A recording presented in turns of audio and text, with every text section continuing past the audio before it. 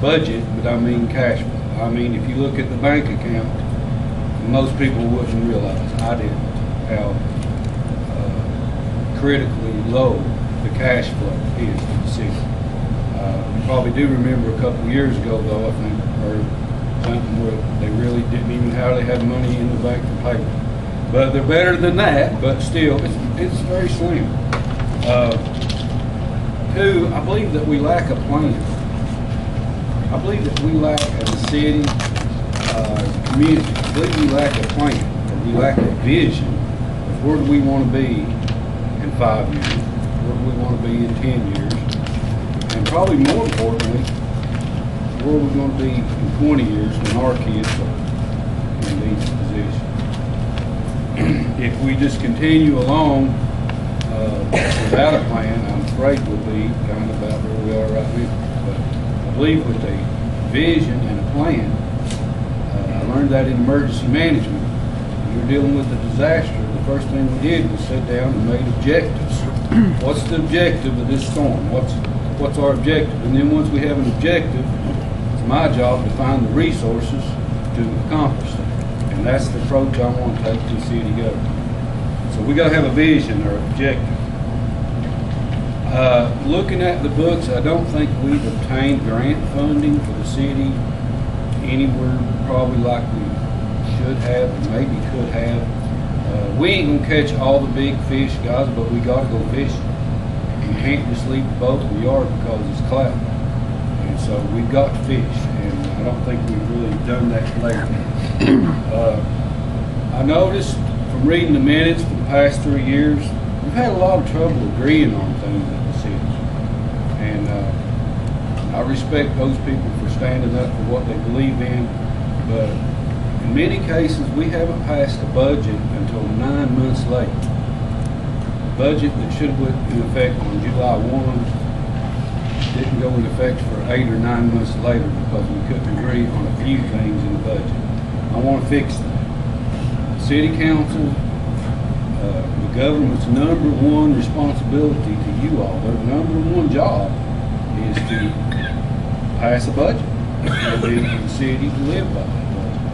And so if we're not passing the budget, then we're just running on whatever, some type of spending agreement that spends off of last year, and you know, we're not the federal government, we can't do that. We've got to pass the budget, and we've got to utilize that budget to help us grow. Sewer plant, not so great. It's very old, not unlike many other towns our size. We're running with a sewer plant that's extremely old, needs upgrades or replaced, which would cost millions of dollars. And to the point right now where we're just trying to waddle through deficiencies and things with the EPA because we're so low. So that's one thing I've seen so far. But we do run, I think Dave told me, about 6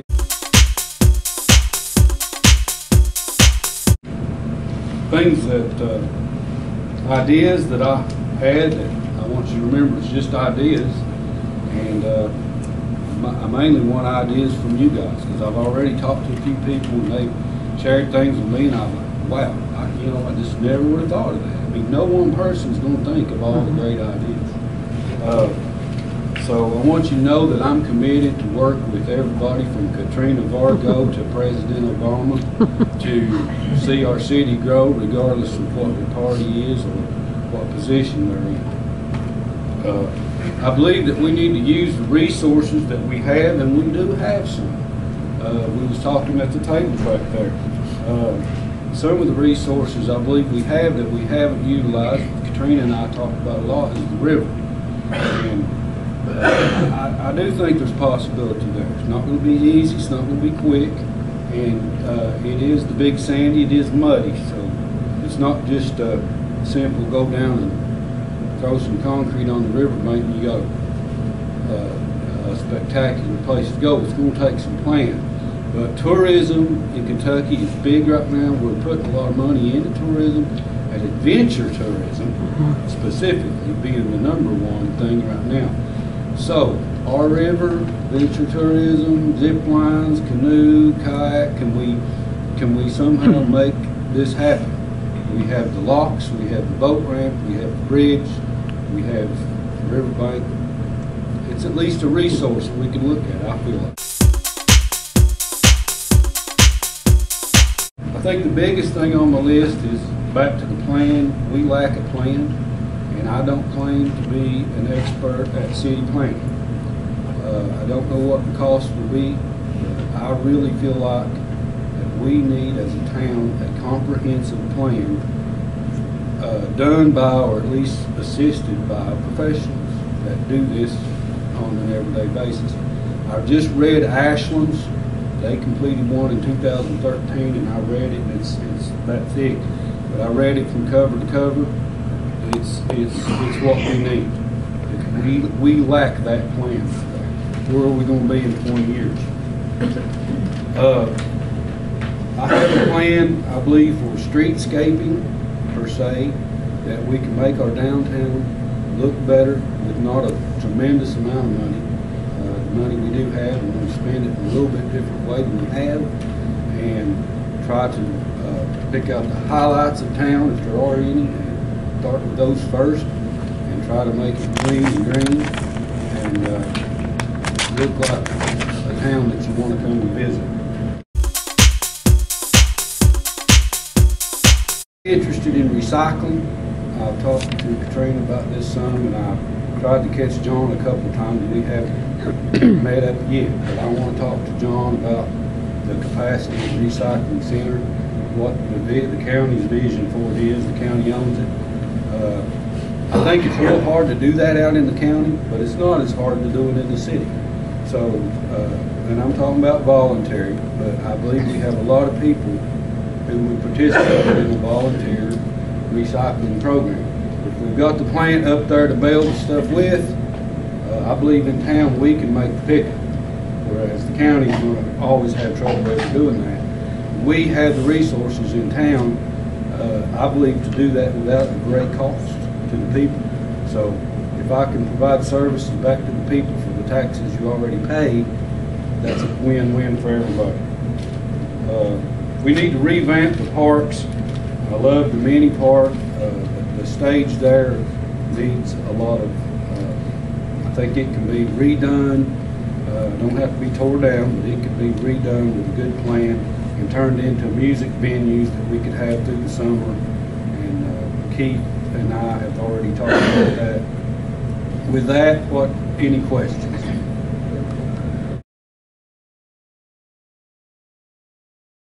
You barely touched on this, but the wet dry vote. Imagine that. I assumed it would pass, but I didn't realize it passed a great deal.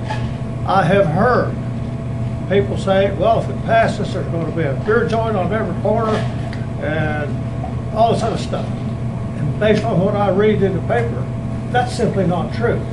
How many carryouts can Louisa have, or restaurants that could serve alcohol?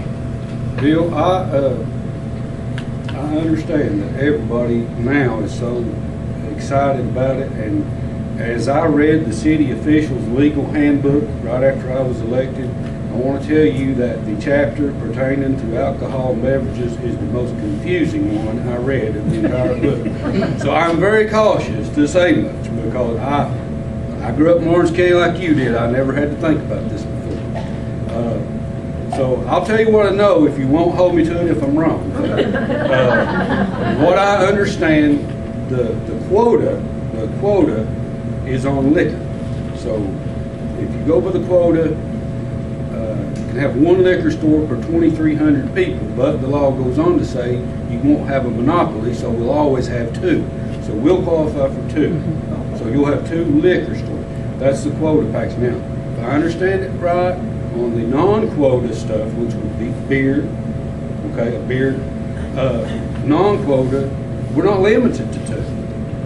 So that's my understanding. If Speedway wanted it and the Birdhouse wants it, and as far as just buying it in the store, carrying it out, there won't be a limit. If I understand, I don't think that's limited to to anything that anybody that wants to buy a license. The bar drink, now you're talking, how will you drink it at a facility? You will only drink it at a facility that's a restaurant that seats 50 or more people, and a certain percentage of sales comes from food. The bar things, whatever, if you read that, it will only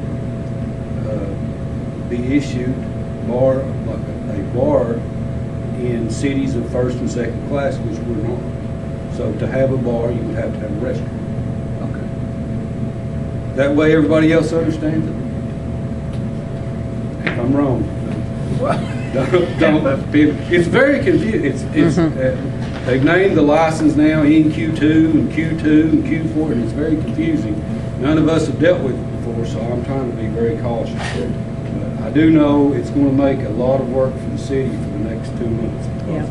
We've got to pass an ordinance pertaining to this. I agree with you, but also we was talking about this at the table. I hear this population number, how small Louisa is, so much. We can't do this because we only have 2,500 people.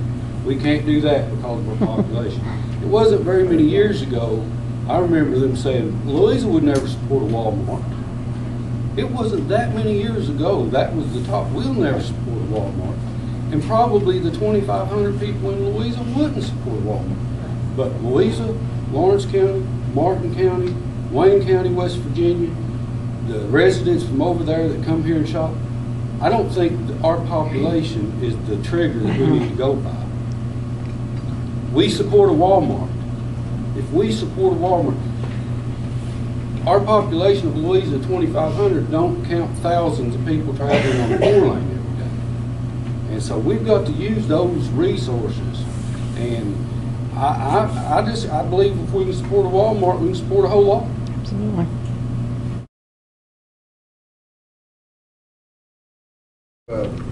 Potholes that were identified earlier in the year with paint to be repaired, and that never happened. What can we expect going forward? More paint, right? Right, Harry, more paint. That was so you know how to dodge them. Real quick, the city, I'm involved with that actually. The city had gotten some money to blacktop with. They got their money late. There was first thought that they was going to join forces with the county, and the county was going to do some of the work and then pay the blacktop. That didn't transpire, so we put the city back to bid. The first bid they got was outrageous. They couldn't do it and put them to bid again. By the time they got to bid again, they'd identify the holes, and you know the story. It's December, it's cold weather. And so now they do have the money, but the decision was made then, we're going to invest all of our blacktop money, blacktopping in December, when it's really not the time of year to do it. And so the decision was made at council to patch the holes, and that was my recommendation to him. Teddy asked me, I said, if it's me, I'd patch the holes you got to patch, and then resurface next spring. And so that's what they did, identified the holes, and we had an unusual cold spell there early. I mean, it's warmed up now later, but I just think that even the company that come and agreed to do it, Teddy's still wanting them to do it, and I don't know if the plant's cold, maybe, I don't know. It got too cold to do it. So the money's there, and but what I want to... The potholes are going to be worse by next year going through another winter, so... Absolutely. So there may not be enough money to do it all, but that would be my concern. But I know one thing I wanted to do in Meadowbrook out there, which is one bad spot right there, is now the street is only about that much from being to the top of the curb, up level with the sidewalk. So I want to mill it up and put it down right. Not if we put another layer on over it, which is what they're going to do, you're going to have water running from the street into the yards. So hopefully in the spring we can do it right. But I agree with you, and I know every council member in Teddy wanted to get it done before winter, and just cold weather hit too soon. Thank you all.